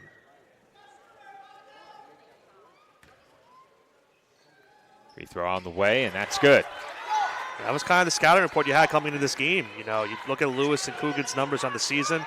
It's not a surprise they've been able to do this, and we're once again tied. We're all knotted up at 61. Just over a minute to play. Dolphins with 18 to shoot, have it in the hands of Phelan. Phelan harassed by Lewis, now Barnes. She looks up at the shot clock with 10 to shoot. Kane with the screen. Offensive foul is called. That is the 5th on Kane. That's a rough one right there, Joe, because Kane was trying to create the space for Barnes, and because of her throwing an elbow on that screen, she's now done for the day, and that is a really tough one to have if you're the Dolphins. Kane's Dolphins career got off to an exhilarating start. Several big performances, the game-winning tip-in against AIC, but in the games where she has not had her best performances, foul trouble has also often been a big reason why. And I hate to dwell on something that happened in this game, Joe, but of course with it being a tie game, the Dolphins, one of the biggest differences right now, remember that turnover they forced and Sitchy Barnes had a wide open layup and missed it. That's a big difference right now. It certainly is, but that you can really look at any play where something like that happens. You had an easy one, you don't convert, and then later it comes back to bite you. But and you got to remember as well, the sequence to end the third quarter, too, is also hurting the Dolphins. Well, I think plays like that, very, very easily correctable. And self-inflicted wounds, those really sting, especially in situations like that where you had the final shot, and rather than getting a chance to add 3 more points to your lead, potentially, you give up the basket at the other end to pull the Cougars a bit closer. So if you're Caldwell here, Joe, I'm assuming in this spot, now with Keene out, the point of emphasis might be going right back inside of the paint. And the question is going to be, is it Coogan or is it Lewis that gets the ball in this possession? I think it starts in the hands of Lewis. She'll probably get it back off the inbound. And then from there, they'll look to work. They isolate Lewis, and she draws the foul. Yeah, that's just been something that she's done so much these last few minutes. She gets the one-on-one matchup and immediately drives inside the paint. She's gotten that call the last couple of times. Gets another one right there. Edmonds draws the foul, and now Caldwell's got a chance to take their first lead. We highlighted the duo of Lewis and Coogan during the pregame, and they certainly have not disappointed tonight. Both have surpassed 20 points, and Lewis now has 23.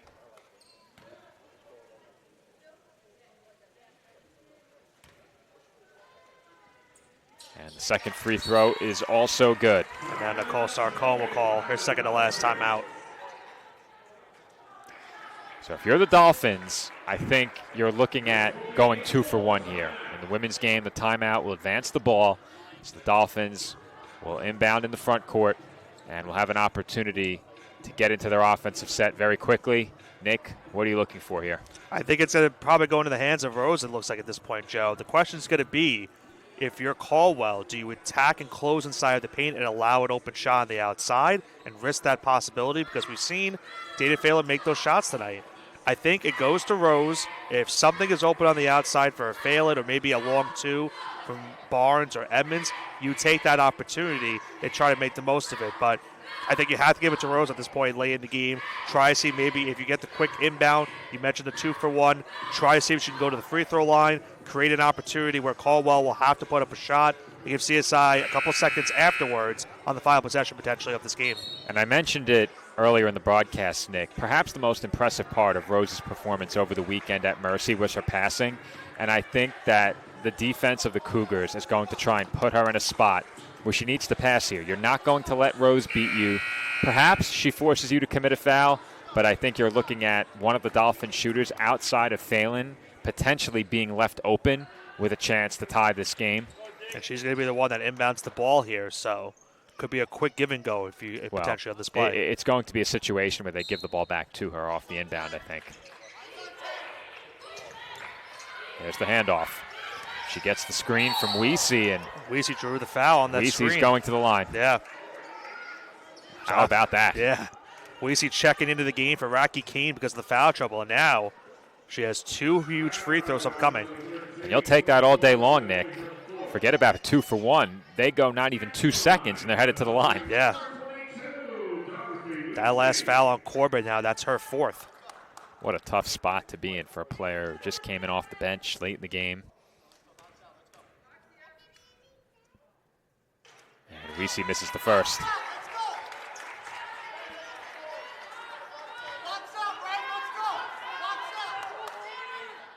This free throw is still critically important because it allows you to potentially give up a basket and not have to foul later. And Reese hits the second. And now a timeout called by Caldwell. That's our final one. And the Dolphins in this spot, Joe, keep in mind, about 12.5 differential between the game clock and the shot clock. They obviously do not have to foul on this spot. Both teams are already over the limit, so with any type of foul, that will bring 2 free throws upcoming for either side. So a really important possession right here. Of course, if you're Caldwell, 2 does put you up 3 and gives the Dolphins a chance, but if they get an opportunity to shoot a three-pointer and they make it, it'd be really tough for CSI to come back. Well, that was the point I was making ahead of that second free throw, Nick. If you miss both and then surrender a basket, you're in a spot where eventually you will have to foul, barring a 4-point play, and you know the Cougars aren't going to foul and allow the 4-point play. So that's a big free throw by Weesey. If you're the Dolphins here, obviously you do not want to allow a 3, but I'm curious to see how deep into the shot clock Caldwell waits to get into their offensive set and execute whatever it is they diagram during this timeout. Because I think around 10 seconds if it were me. The reason I say that, Nick, is because if you choose to wait here and run something late in the shot clock, and then the Dolphins get the ball back, you may not touch it again. Right. So I'm not sure if I'm going to wait until there's 10, 12 seconds left on the shot clock. I might look to execute here quickly off the inbound because I don't think the Dolphins are holding for the final shot down by 1. And it could be something like you mentioned, if Lewis is the one that inbounds, it could be exactly this type of play. She will be the inbounder, potentially. Or maybe not. But regardless, it looks like if they were going to go quick, she probably is going to be the one that goes up with it quickly. Well, you have to be careful here, Nick. With Lewis all the way back across half court, they could set a screen and get her moving downhill very quickly from that position if they give her the ball. And she was always getting the ball there, Nick. That was a token look by Corbett. Yeah. See if they look to set the screen and get her going downhill. Cougars now with no timeouts, keep in mind as well. And they're going to let some time bleed off the clock here. Have to think around the 10-second mark is when they start to make the push. Yeah, you can see Lewis checking the shot clock at the other end. Aguilar set the screen. Now Lewis guarded by Phelan. Aguilar with 4 to shoot. Drops it off inside, and that's an air ball. And the Dolphins will get it back with 11.8 to play. Wow, what a great defensive possession right there by CSI. They waited too long, Nick. Yeah, they did. They waited way too long. And now for CSI, they'll be able to draw up something here to try to win the game. And, Joe, we've already seen one buzzer beater this season. Do they have the makings of another one right here? Well, they won't have the player who converted on that buzzer-beating tip-in. Racky Kane has fouled out, but if you're the Dolphins, plenty of great options out there. Are you looking to put the ball in the hands of Rose here again? I think down 1, you have to. I think you have it's no question, Joe. And I think if you're Caldwell, I think you're in a position where if Rose gets the ball, do you consider maybe forcing a double team to try to force a turnover? You risk the possibility of leaving someone open in that spot, but that could be very well the case. Well, that's exactly why I didn't like them waiting so long to get into their offensive set there, Nick, because now whatever the Dolphins do is very likely going to be the last possession, maybe leaving you 2 or 3 seconds if you're lucky. But we'll see how quickly the Dolphins look to work here. I think you definitely want to get the ball in the hands of Rose, and you have to trust her to make the right play. Have to think Rose will probably be the inbounder potentially, or unless they go to Phelan. Well, we will see, because they already showed a look with Rose as the inbounder, and this time it will be Phelan. But I think Rose gets the ball in her hands ultimately. Draw a screen to Barnes. Entry pass to Rose in the paint. Rose goes up with it. Can't get the bank shot to go. Coogan has the rebound, and Phelan gives the foul. So Coogan now will go to the free throw line. Rose got a look, but it was a really tough contested shot on that play. I think with that look, you get her one-on-one, which is what the Dolphins wanted. They got what they designed, but you put her in a position where it's highly unlikely she's going to draw a foul. Yeah. Because the attempt on the shot had her falling away from the defender. It was a one-on-one look, a very makeable shot for her. I think you like the look. I think the absence of the possibility of getting fouled is something that you lose with that type of look.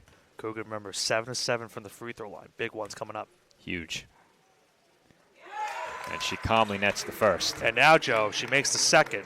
You have to think Caldwell's going to try to draw a foul away the Dolphins. You have to foul. Have to foul. You have to foul. And you have to do it before they cross half court. Yeah. See if they foul. Question is, who are they going to foul? Doesn't really matter. They should foul right now. Yeah. Rose will try the 2. That is not a 3. It is not a 3. Her toe is on the line, Nick. That is heartbreaking for the Dolphins. 0.5, not much time. They have to get a quick steal off the inbound. But, yeah, you're right, Joe. It wasn't close, Nick. It wasn't close.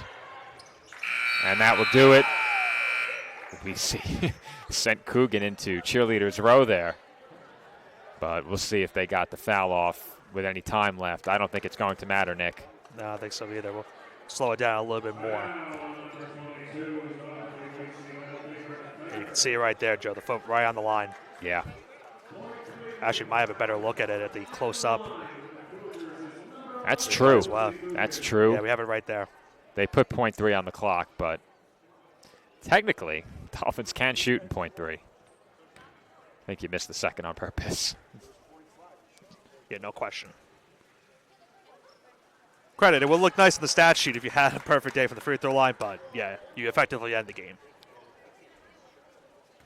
Just have to hit the rim. She made it.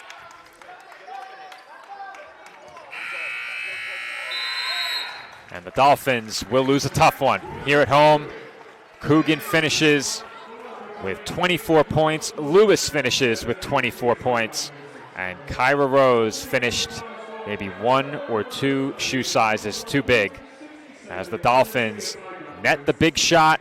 However, it is just a 2-pointer, and they will fall by 3 following the 2 late free throws by Coogan. Our final score, Caldwell 67 and Staten Island 64. Yeah, heartbreaker for the Dolphins in this game, Joe. It was really back and forth between these two teams the whole way. Dolphins were leading the entire time. Caldwell did not get their lead until late in this fourth quarter. And unfortunately for the Dolphins, they fall in this one by 3 points in a game where they showed a lot of fight. You know, great performances from Dana Phelan as well as Sitchie Barnes and Kyra Rose. But I think at the end of the day, it really came down to what's been really plaguing them in terms of turnovers. Right? It was a big swing at the end of the third quarter, which helped Caldwell come back into this game. And now for CSI, you have to put this game in the rearview mirror because now you go back into conference play after this one's over. And I think that what should not be lost in this game, Nick, despite the losing result, is that the Dolphins really showed a lot offensively that we haven't seen in many games this season. They shot the ball pretty well. They moved the ball effectively. And I think they executed as well as Nicole Sarcone would have liked all season long in this game. It felt like their offense was in rhythm. It did not feel like they stagnated heavily. They did not go an extended period without a basket at any point in this game. I think some of the turnovers that gave the Cougars extra chances late in the first half definitely hurt them. And late in this game, perhaps you could have had 1 or 2 more big baskets. But if you're the Dolphins, I think generally this game is a positive versus where you were on Saturday. The big issue for them is maintaining consistency, playing this way the rest of the season. I think if they do that, they find themselves with a good shot to host an ECC playoff game in the first round. I think if you're the Dolphins, the playoffs are a bare minimum this year, given what you did last year. I think that goes without saying. But looking forward to the East Coast Conference postseason, I think this team has aspirations of hosting a playoff game this year. And I think if they play the way they did for much of this game, they certainly will have an opportunity to do that. Yeah, no question, Joe. And I think, that's the encouraging side of things for tonight. The shooting was there for them in this game. And if you start to see, players like Dana Phelan, who we saw last year, an instrumental part of them getting to the ECC championship game, the reason that they got to the championship game because of her hitting that game-winning 3, if they get her back into form of things and get her there, that's going to help them a long way. I think it's just to come down to can come out of halftime and get a strong second half, because that's where things have gone a little bit bad for them in most of their games this season. Tonight wasn't as bad, but that third quarter swing really was the difference maker in this game. The Dolphins had a 5-point lead with about, 20 seconds left, and it went into the fourth quarter tied. 23 for Rose, 17 for Phelan tonight, but unfortunately for the Dolphins, it was not enough as they fall just short against Caldwell University here at the Tank. Our final score, Staten Island 64 and Caldwell 67. And Nick, that's our final non-conference broadcast of the season. The Dolphins head to Rochester this weekend for a matchup with Roberts Wesleyan and then return back here 1 week from tomorrow for another ECC doubleheader. That will be against Queens College, a CUNY rivalry reignited next time we join you here on Flow College. CSI Sportsnet is back on the air tomorrow. It is senior day for swimming and diving. You can check that out. I'm going to try and bring our camera poolside for that ceremony, though I might be on PA, so we'll see how that works out. We will get things sorted out tomorrow afternoon, but it's another full work day for me. I'll be here all day tomorrow, all day again on Thursday. As for you and I, Nick, this wraps up tonight's broadcast. Once again, the Cougars beat the Dolphins 67-64. Everyone, thanks for watching. Enjoy the rest of your Tuesday night. Come join us for swim and diving senior day tomorrow. And if not, we'll see you back here at the Tank next Wednesday.